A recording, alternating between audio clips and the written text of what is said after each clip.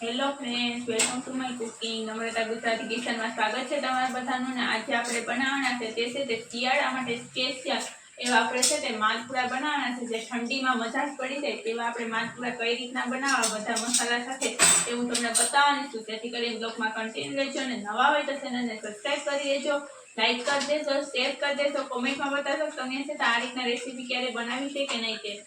આજે આપણે છે તે માલપુડા બનાવવાના છે. તેના માટે થઈને શિયાળામાં માલપુડા ખાવાની મજા આવે તો તે માલપુડા બનાવવા માટે આપણે કરકરો છે તો આપણે ઘઉંનો આ લોટ લીધો છે તો તેને છે આપણે એક તપેલીમાં નાખી દઈશું.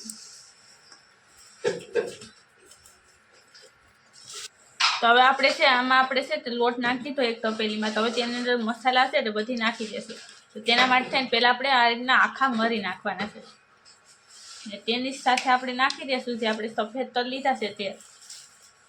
હવે આપણે તેની અંદર નાખવાના છે તે છે આપણે ડ્રાયફ્રૂટ, તમને જે પસંદ હોય તે ડ્રાયફ્રૂટ નાખી શકો છો. તો આપણે કાજુ બદામ નાખ્યા.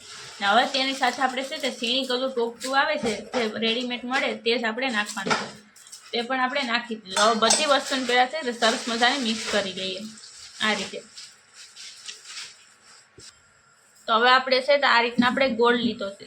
જો તમે ખાંડના માલપુડા કરવા માંગતા હોય તો ખાંડમાં પણ કરી શકો છો. તો હવે તેની અંદર આપણે પાણી નાખી દઈશું આ રીતના. અને ગોળને આપણે છે હાથની મદદથી છે તેને સરસ મજાનું ઓગાળી નાખીએ આ રીતે. તો હવે આપણે છે તે ગોળને છે તો આ રીતના આપણે સરસ મજાનું છે તો ઓગાળી નાખ્યો છે પાણીમાં.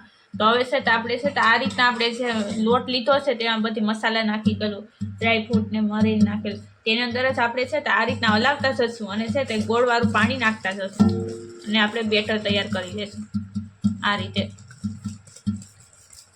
હવે છે તો આ રીતના આપણે હલાવીને આપણું છે તે એકદમ સરસ મજાનું બેટર તૈયાર કરી નાખ્યું. કેમ કે આપણે જેટલું પાણી લીધું હતું તપેલીમાં તેટલું આખું પાણી છે તે આપણે નાખી દીધું છે.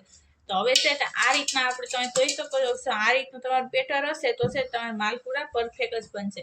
તો હવે આપણું આ બેટર તૈયાર થઈ ગયું તો તેને આપણે છે ઢાંકીને રહેવા દેશું. તેને આપણે 10 મિનિટ માટે રહેવા દઈએ. આપણે છે તે 10 મિનિટ થઈ ગઈ તો આપણે છે તે આપણે બેટર જોઈ લેશું કેવું થઈ ગયું છે તે. આ રીતનું એકદમ સરસ મજાનું આપણું બેટર છે તે બનીને રેડી થઈ ગયું. તો હવે તેમાંથી આપણે માલપુડા બનાવવાના છે. તો આપણે તેલ ગરમ થવા મૂક્યું હતું, તેલ ગરમ થઈ ગયું તો તેની અંદર આપણે છે તે આ રીતના આપણે બેટર નાખી દઈશું. આ રીતના તમે જો 4-5 પણ એક સાથે તમે પૂરી શકો છો.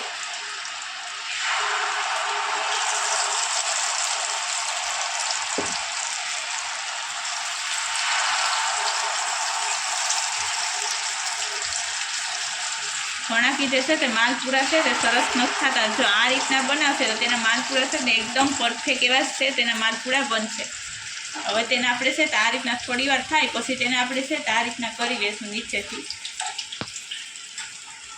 એટલે છે તે સરસ મજાનું છે તે ઉખડી જાય માલપુરા. તો હવે આપણે છે તે આ રીતના છે તેને આપણે છે તે સરસ મજાના છે તે ઉખડી લીધા છે નીચેથી. તો હવે તેને આપણે છે તે આ રીતના કરીને તેને આપણે પલટાવી નાખશું. એકદમ છે તે જારીદાર છે તે આપણા માલપુડા છે તે બને છે. તો આ રીતના આપણે છે તે બધાને છે તે આમ પલટાવી નાખીએ ને તે સાઈડ પણ તેને આપણે સળવા દેશું.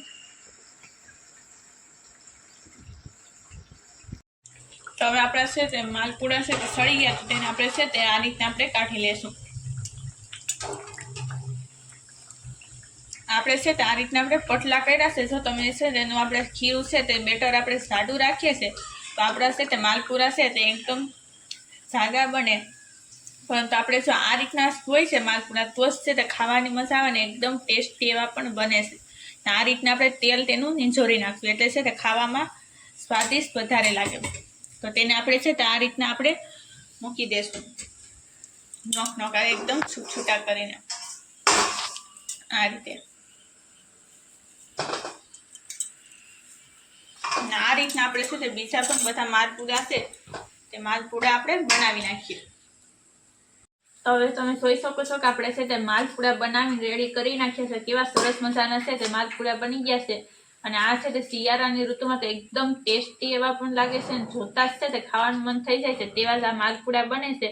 કેમ કે આપણે સફેદ તલ ને કાજુ ને બદામ ને મરી ને બધી વસ્તુ નાખીને બનાવીએ છીએ એટલે છે તે જરાય છે તે મરીને લીધે છે તે પાચન પણ છે તે આસાનીથી થઈ જાય તો તમે મરી નાખી અને આ રીતના તમે માલપુરા ચોક્કસ બનાવશો અને શિયાળામાં છે તો બધાને ભાવશે અને ટેસ્ટી પણ એવા લાગશે. તેવા આપણા માલપુરા બનીને રેડી છે. તો નવા હોય તો ચેનલને સબસ્ક્રાઈબ કરી દેજો, લાઈક કરી દેશો, શેર કરી દેશો, કોમેન્ટમાં બતાવશો તમને આ રેસીપી કેવી લાગી છે તે.